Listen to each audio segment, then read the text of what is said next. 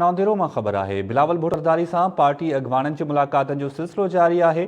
PP chairman से गुल मोहम्मद जखरानी और मेंबर पंजाब असेंबली मुमताज़ चांग मुलाक़ात कई है। पीपी अगवाननि से बिलावल भुट्टो ज़रदारी मुलाक़ातूं करे रहियो है। मुलाक़ात दौरान हुकूमत मुखालिफ़ तहरीक समेत मुख़्तलिफ़ सियासी मामलों ते ॻाल्हियूं कयूं वयूं आहिनि। बिलावल भुट्टो ज़रदारी जो इन मौक़े ते बयान भी साम्हूं आयो है। बिलावल जो चवणु आहे त नाहिल वज़ीर आज़म वटि इस्तीफ़ा खां सवाइ ॿियो को बि ऑप्शन नाहे।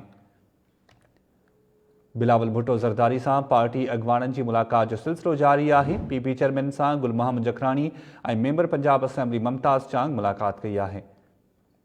तफ़सील मालूम कंदासीं। नूर मोहम्मद सुबरो लाइन ते मौजूद है। जी नूर मोहम्मद, छा तफ़सील है?